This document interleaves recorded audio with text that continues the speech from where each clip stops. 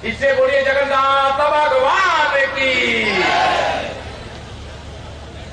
Bharatiya Janata party की केंद्र में सुशासन, विकास और गरीब कल्याण के लिए समर्पित, गरीबों के मसीहा, किसानों के मसीहा, नौजवानों के मसीहा, माताओं बहनों के सशक्तिकरण के लिए लगातार प्रयास करने वाले भारत के यशस्वी प्रधानमंत्री माननीय नरेंद्र मोदी जी के नेतृत्व में केंद्र की सरकार के 9 वर्ष पूरे होने पर आज जालौन लोकसभा क्षेत्र की इस विशाल जनसभा में सबसे पहले आप सब जनता जनार्दन का मैं हृदय से स्वागत करता हूं, आप सबको अभिनंदन करता हूं, आप सबको प्रणाम करता हूं। आज जो मंच पर बैठे उनको सबको मंच पर बैठाने की ताकत आप सब लोगों ने देने का काम किया है। इससे पहले आपको प्रणाम करके मंच में केंद्र सरकार के मंत्री, आपके चहेते सांसद आदरणीय भानु वर्मा जी, हमारे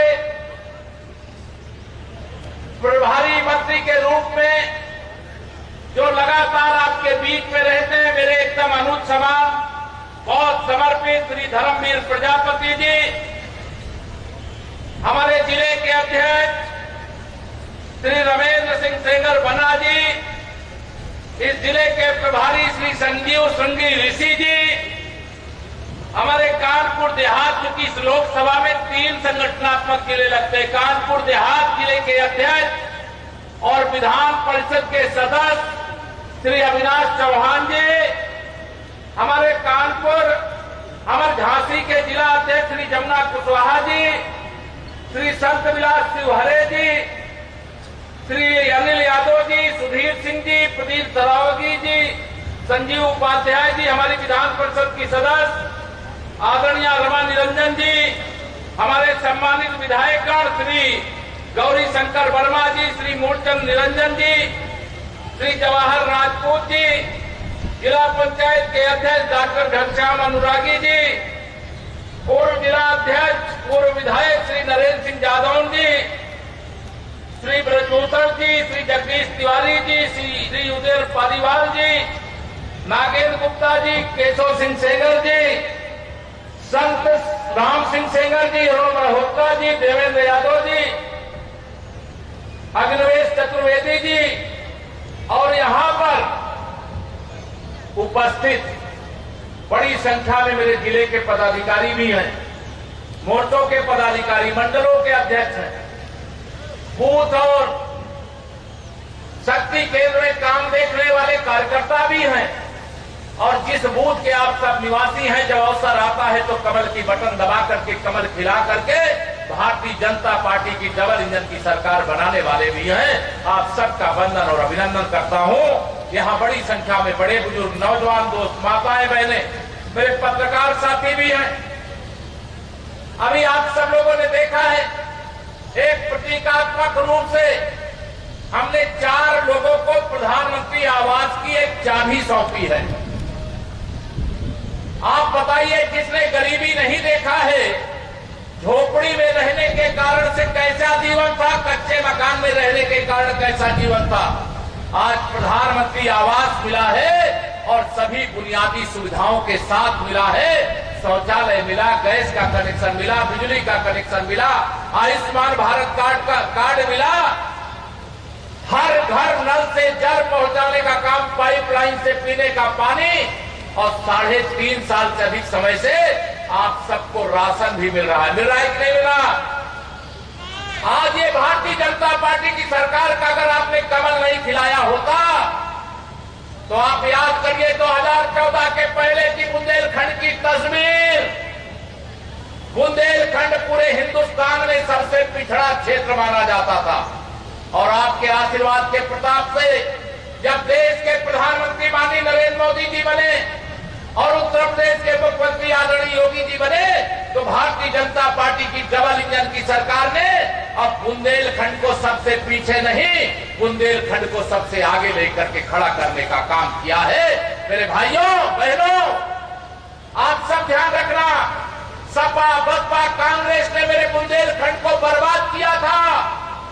और भारतीय जनता पार्टी ने बुंदेलखंड का विकास किया है, गरीब के जीवन में खुशहाली लाने का काम किया है, भ्रष्टाचार करने वालों के खिलाफ कार्रवाई करने का काम किया है। बड़े बड़े गुंडे और अपराधी जो जमीनों पर कब्जा करना, मकानों पे कब्जा करना, खनन के माफिया, नकल के माफिया, शराब के माफिया, आज उनकी क्या दशा है ये आपसे छिपी नहीं है। भारतीय जनता पार्टी है इसलिए सुशासन है, भाजपा है इसलिए विकास है, भाजपा है इसलिए गुंडों के ऊपर नकेल है, भाजपा है इसलिए खुशहाली है, भाजपा है इसलिए भ्रष्टाचार मुक्त योजनाओं का आपको लाभ मिल रहा है। आप में से कितने किसान ऐसे हो बताओ मुझे, जिनको 2-2 हजार की 3 किस्त साल में दिल्ली से मेरे प्रधानमंत्री जी सीधे भेजते हैं। 6,000 रुपया प्रधानमंत्री किसान सम्मान निधि का कितने किसानों को मिल रहा है? जरा हाथ उठा के बताओ। आप बताओ, इसमें कोई कमीशन तो नहीं लेता है? हाथ उठा के बताओ, कमीशन लेता है क्या? लेकिन जब सपा बसपा कांग्रेस की सरकार थी तो वो कमीशन लेने वालों की सरकार थी, दलाली लेने वालों की सरकार थी। अगर आपको 100 रुपया योजना का भेजा जाता था तो 85 रुपया उनके दलाल खा जाते थे। मेरे मोदी जी ने देश में 50 करोड़ गरीबों का बैंक में खाता खोला, 80 करोड़ गरीबों को प्रधानमंत्री गरीब कल्याण अन्न योजना का राशन देने का काम किया।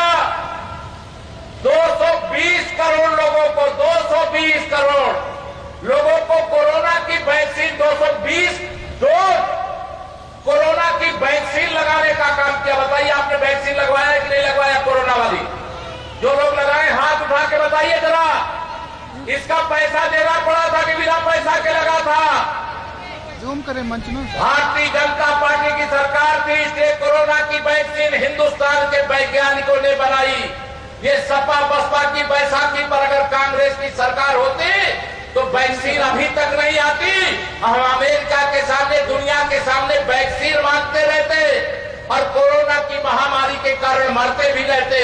लेकिन मोदी जी ने कहा हम अपनी स्वदेशी वैक्सीन बनाएंगे और स्वदेशी वैक्सीन बना करके अपने देशवासियों को ही टीका नहीं दिया बल्कि दुनिया के 95 देशों में भी भारत ने कोरोना की वैक्सीन भेज करके वहां के लोगों को भी बचाने का काम किया।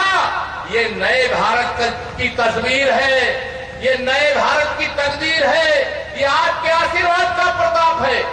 अगर आप कमल का फूल नहीं खिलाते तो मोदी जी प्रधानमंत्री नहीं बनते, और अगर मोदी जी प्रधानमंत्री नहीं बनते तो गरीबों के जीवन में जो अंधेरा था कभी उजाला नहीं आता। मेरे भाई बहनों, मेरे किसानों के खाते में कभी पैसा नहीं आता, प्रधानमंत्री गरीब कल्याण अन्न योजना का राशन नहीं मिलता, 4 करोड़ गरीबों को पक्का आवास नहीं मिलता।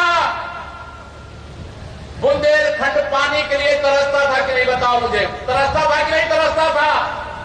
आज हर घर तक नल से जल पहुंचाने का काम हो रहा है कि नहीं हो रहा? हाथ उठाकर बताओ, हो रहा है कि नहीं हो रहा? ये जो परिवर्तन है, ये जो बदल है, ये आप सबके आशीर्वाद का प्रताप है। मैं आप सबको प्रणाम करता हूं। और आज सबसे 2024 में फिर लोकसभा चुनाव आ रहा है। विरोधी दल सब कह रहे हैं हम एक हो जाएंगे। 2019 में एक होकर के इनका भी पेट नहीं भरा। सपा बसपा कांग्रेस सब एक हो गए थे और उनका लक्ष्य क्या था? जो गरीबों के लिए काम करेगा उसे हम प्रधानमंत्री नहीं रहने देंगे। 2024 में सारे लोग गठबंधन किए थे, याद है कि नहीं याद है? लेकिन फिर भी आपने भानु वर्मा जी को यहां से विजयी बना करके मोदी जी को प्रधानमंत्री बनाने का काम किया था। मैं आपको अभिनंदन देता हूं। अब ये 2024 में चाहते हैं कि हम फिर एक हो जाएं और एक होकर के माननीय नरेंद्र मोदी जी को प्रधानमंत्री बनने से रोक लें। आप बताओ, क्या तीसरी बार मोदी जी को प्रधानमंत्री बनने से ये रोक पाएंगे क्या? दोनों हाथ उठा के बताइए, ये मोदी जी तक संदेश जाना चाहिए। रोक सकते हैं क्या? दोनों हाथ उठा के बताओ मुझे, रोक सकते हैं क्या? मेरे भाई बहनों, मैं केवल इतना कहने के लिए आया हूं कि 2019 में इन्होंने गठबंधन किया था गठबंधन में एक कांग्रेस और 15 सपा बसपा वाले जीत गए थे। 80 में से 16 सीटें। अब उस 80 में से हम 64 जीते थे, 2 सीटें और जीत चुके हैं। आजमगढ़ जीत चुके हैं, रामपुर जीत चुके हैं। अब 14 बचे हैं और 2024 में 80 की 80 लोकसभा भारतीय जनता पार्टी की झोली में डालने का काम करिए। और माननीय नरेंद्र मोदी जी, जो आप सबके आशीर्वाद से 18 घंटे काम करते, मालूम है आप लोगों की नहीं मालूम है? 18 घंटे लगातार, मेरे नौजवानों ध्यान रखना, देश के प्रधानमंत्री 18 घंटे देश के लिए काम करते हैं, देशवासियों के लिए काम करते हैं, देश के गरीबों के लिए काम करते हैं, किसानों के लिए काम करते हैं, नौजवानों के लिए काम करते हैं। और आप सब से यही आह्वान करूंगा, 2014 में जब पहली बार मोदी जी को प्रधानमंत्री बनाना था, तब भी भाई बुंदेलखंड ने तो 100% सीटें जिताया था। और 2017 के विधानसभा में भी आपने 100% विधानसभा बुंदेलखंड की जिताई। फिर 2019 के लोकसभा में सारे गठबंधन को भी उनकी औकात बताते हुए सभी सीटें भारतीय जनता पार्टी की जिताई। 2022 में 2-3 सीटें हमारी, 2 सीटें यहां बुंदेलखंड में शायद हमारी गड़बड़ा गई थी, लेकिन आपने बुंदेलखंड में सदा कमल खिलाया है। हम लोगों ने भी बुंदेलखंड को कमल की तरह खिलाया। आप सबसे कहना चाहता हूं कि 2024 में माननीय नरेंद्र मोदी जी के नेतृत्व में इस बार 350 से अधिक सांसद जिता करके विश्व में सबसे बड़े बहुमत वाला प्रधानमंत्री बनाने का काम करना है। और उनको बनाने के लिए आप सबको मेहनत करना पड़ेगा। और इस बार इतना मेहनत करना पड़ेगा कि सारे विरोधी अगर एक हो जाए, तब भी इनको जमानत बचाने के लिए लाले पड़ जाएं। इतना कमल खिलाना, आप भरोसा रखना, आपका वोट भारतीय जनता पार्टी के लिए कर्ज होता है और कर्ज को भारतीय जनता पार्टी विकास करके ब्याज के साथ चुकता करने का काम भी करती है। मेरे भाई बहनों, आजकल समाजवादी पार्टी के मुखिया श्री अखिलेश यादव जी कह रहे हैं पीडीए के बल पर एनडीए को हराएंगे। पीडीए का मतलब उन्होंने बताया कि पी से पिछड़ा वर्ग, डी से दलित वर्ग और ए से अपराध अल्पसंख्यक वर्ग। मैंने कहा श्री अखिलेश यादव जी, आपके पीडीए का मतलब पिछड़ा दलित अल्पसंख्यक नहीं है। आपके पीडीए का मतलब पी से परिवारवाद है और डी से दंगा कराना है और ए से अराजक तत्वों को एकत्र करके उत्तर प्रदेश की में अव्यवस्था पैदा करने का काम कर रहा है। लेकिन अब उत्तर प्रदेश में कमल खिल गया है। उत्तर प्रदेश में कमल खिल गया है। अब जब कमल खिल गया है तो इनकी यह साजिश सफल होने पाएगी क्या? सफल होगी? मेरी आवाज आ रही है आप लोगों तक? क्या सपा का खाता उत्तर प्रदेश में खुलना चाहिए कि सपा को समाजवादी पार्टी बनना चाहिए?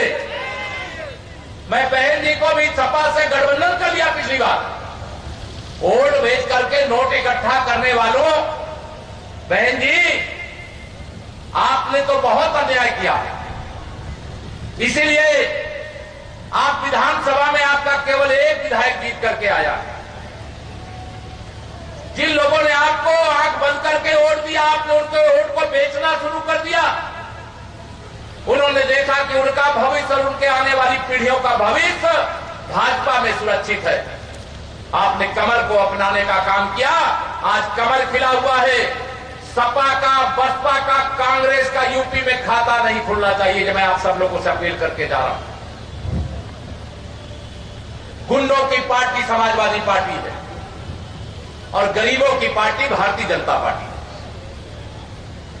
किसानों की पार्टी भारतीय जनता पार्टी, महिलाओं का सशक्तिकरण करने वाली भारतीय जनता पार्टी। आधी आबादी है। अभी एक बहन जो बीसी सखी के रूप में मंच पे 1 करोड़ का सीसीएल का डेमो चेक लेकर के वो गई हैं। ये क्या है? ये गांव गांव में महिलाओं के जो समूह बन रहे हैं।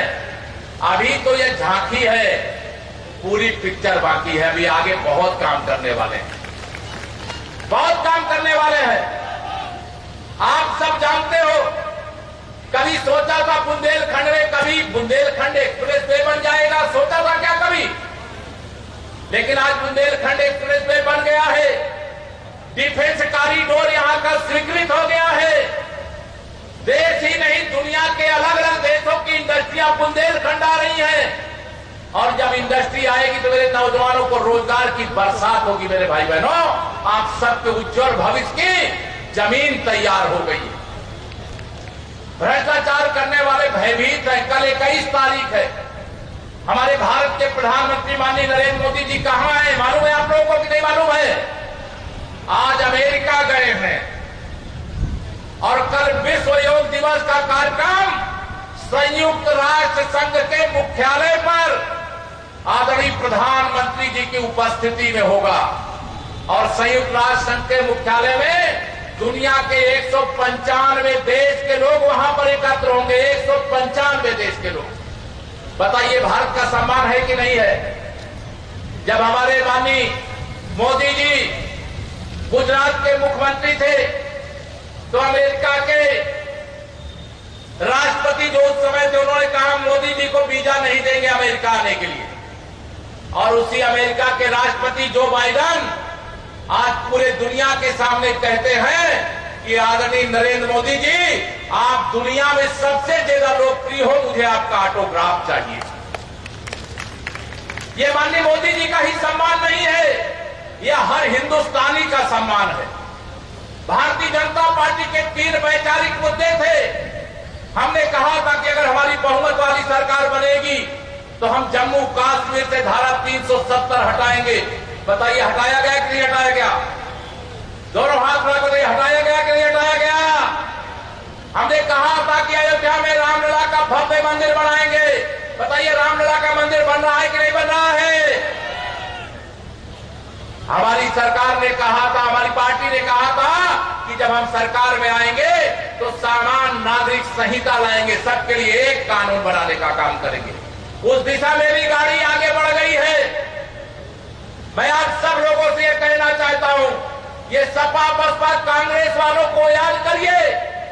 2014 से पहले किसी मंदिर में जाते थे क्या? ये राम भक्तों पर गोली चलवाना, शिव भक्तों को जेल में ठूसना। लेकिन याद रखो, सपा के मुखिया अखिलेश यादव जी, आपकी तुष्टीकरण की घटिया राजनीति अब इस देश में प्रदेश में चलने वाली नहीं है। जो नीतीश कुमार जी 23 तारीख को पटना में सबको बुलाए हुए हैं, कह रहे मोदी जी के खिलाफ सब लोग एक हो जाओ। और मैं आपको बता रहा हूं, जो पटना में सबको बुला रहे हैं उनकी पार्टी का बिहार में भी खाता नहीं खुलने वाला है। क्यों नहीं खुलने वाला है? सबको मालूम है कि माननीय नरेंद्र मोदी जी कभी गलत काम नहीं करते।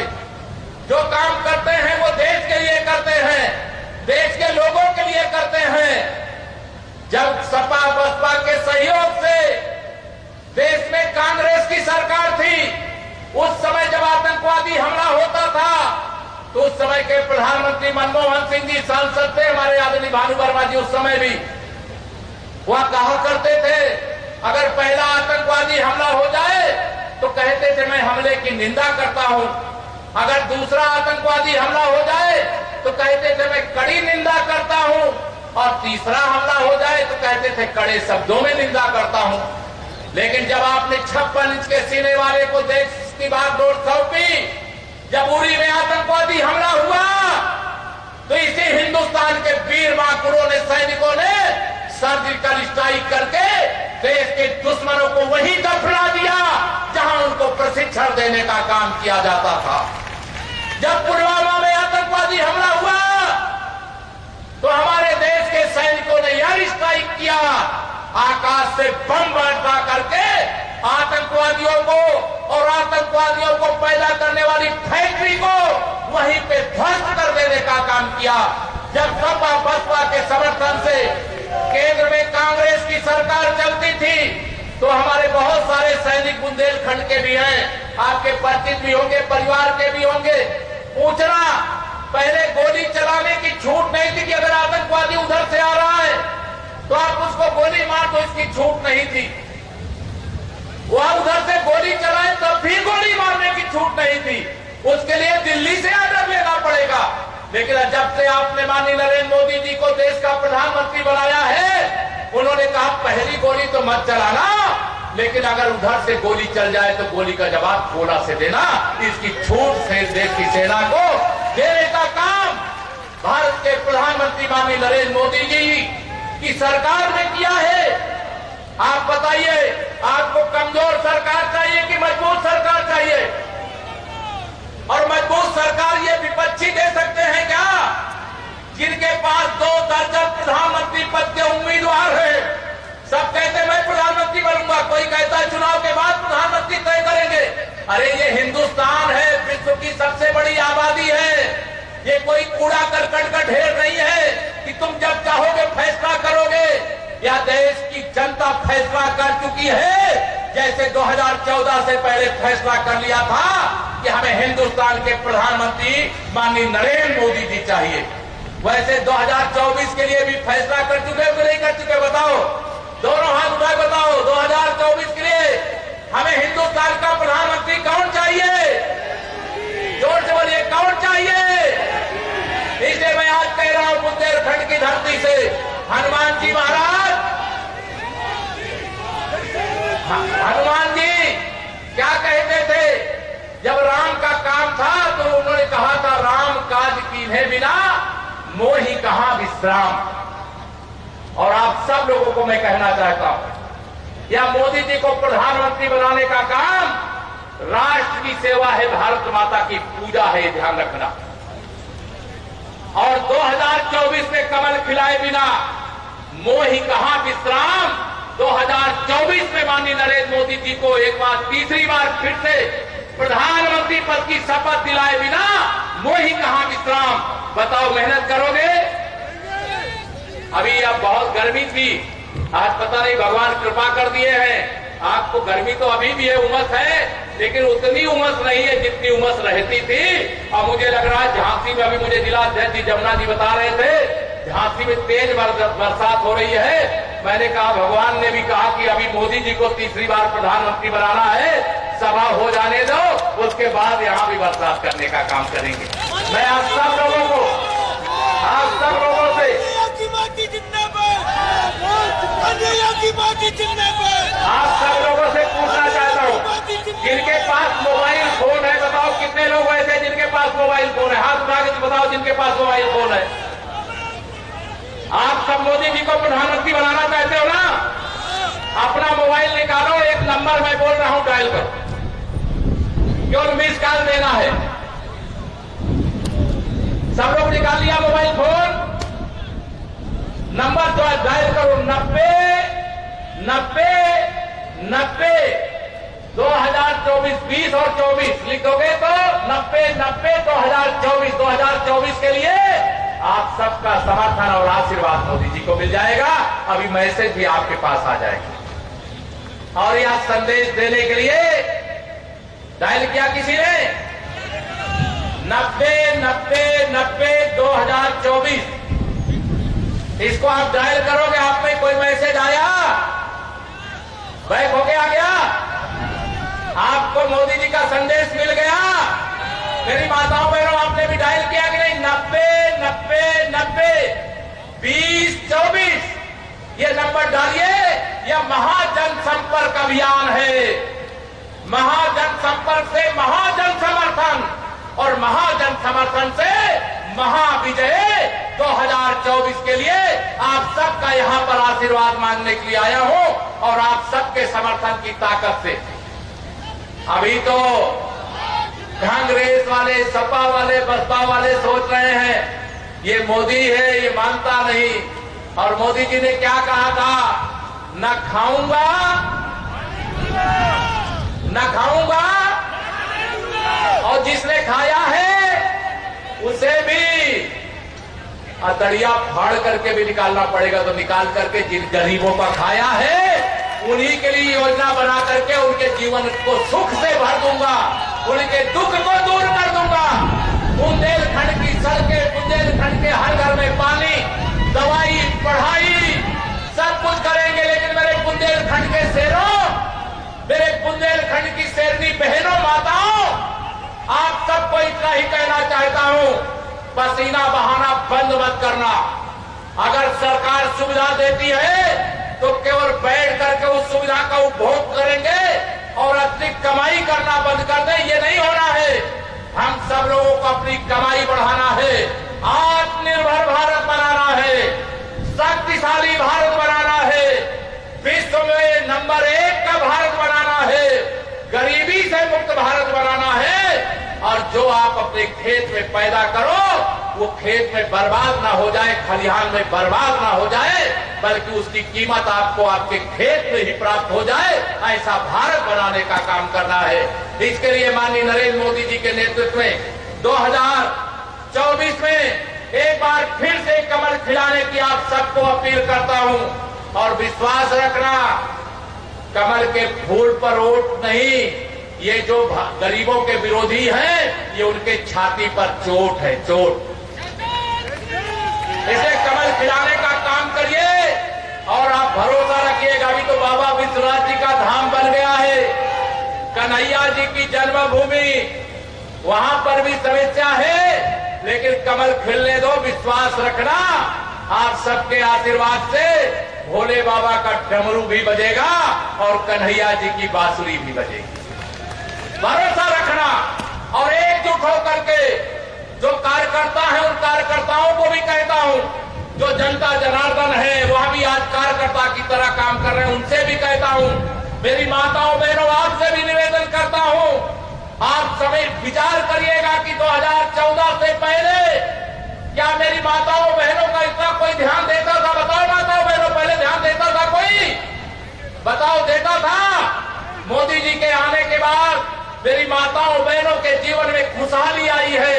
अगर घर में पुरुष कमाता है तो समूह के साथ जुड़ करके मेरी माताएं बहनें भी कमाती हैं। और डबल इंजन की सरकार जैसे डबल ट्रिपल रफ्तार से विकास करती है, वैसे परिवार का विकास भी डबल रफ्तार से ट्रिपल रफ्तार से हो रहा है। मेहनत करना है, पसीना बहाना है। मेरे प्रधानमंत्री जी पसीना बहाते हैं, देश के लिए पसीना बहाते बहाते खून भी सुखाते हैं, लेकिन देश हित उनकी सर्वोच्च प्राथमिकता रहती है। और कमल खिलाना हमारी भी सर्वोच्च प्राथमिकता रहनी चाहिए कि नहीं रहनी चाहिए? तो मैं आप सब लोगों से यही निवेदन करूंगा, 2024 के लोकसभा चुनाव में जाइएगा सब कुछ भूल, याद रखिएगा 56 इंच के सीने वाले माननीय नरेंद्र मोदी और कमल का इतना ही निवेदन करके मुझे आगे सभा में जाना है। देता हूं अपनी बाणी को विराम। जरा एक बार दोनों हाथ उठा करके बोल दीजिए।